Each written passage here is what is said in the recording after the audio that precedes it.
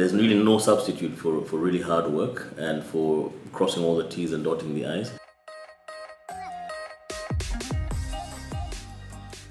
So my name is Kamau Gachigi. I'm from Kenya, and I run a space for hardware acceleration. This means that we provide machines in a space and access to those machines to people who have good ideas.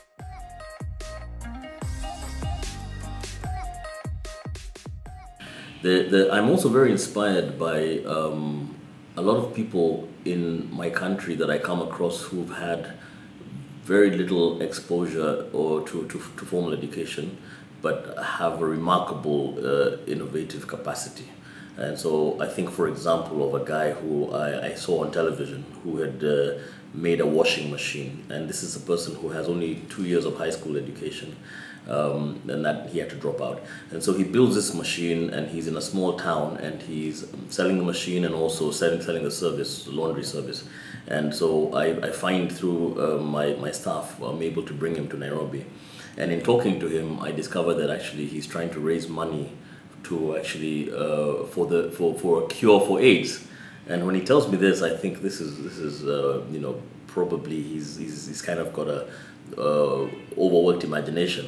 But I begin talking to him, and he starts to explain to me that he's basing his cure for AIDS on DNA markers and all this language he begins to use that's very unexpected for somebody of his very low educational background.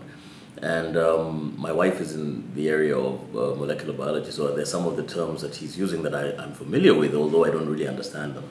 And I connect him to somebody who's in that space, a PhD person in Nairobi who has a lot of knowledge. And it turns out that his ideas actually have a lot of merit, and that his approach was really quite unique. And so when I'm able to discover people like this who, through their own sweat, he got membership at a local university, at the library, and he was able to teach himself a lot about DNA with very little background. And so when I meet people like that, it's really inspirational, and it really makes the work all the more worthwhile and exciting as well. I'd have to say MIT Media Lab. And really, I haven't studied there per se, but I've spent time there from time to time and with people from there at various places, especially through the Fab Lab network. And my sense is that there's a certain liberal approach that they have to education, which really means that there's a very wide range of things that you can study, where your focus may be in a particular area, but you're not constrained to that area. So you may be studying mechanical engineering and end up learning a whole lot about, say, DNA, or something that's seemingly as diverse as that. And so they've managed to somehow integrate a lot of the different disciplines from the point of view also of formal study, which I think is really quite admirable. So yeah, I'd probably say MIT.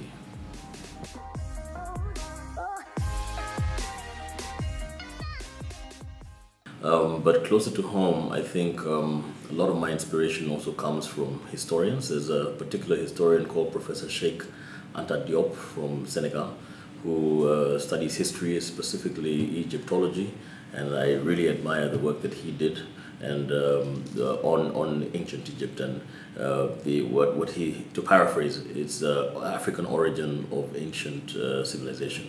And I think that is fascinating to me, and I really admire very much the work that he's done. Besides that, both my parents, as corny as it sounds, very inspirational to me. They have achieved very interesting things in their lives, and sometimes at great odds. So I admire them very much as well.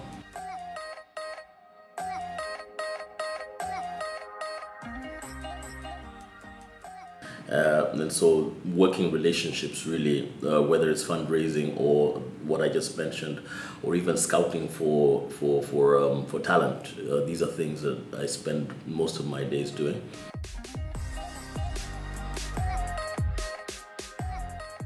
Yeah, if you're a young person and you're watching this and you have some idea that you're thinking about that, maybe to you you're not so sure about, maybe somebody has spoken to you negatively about it, I would say that you should really just do a lot of research on your own.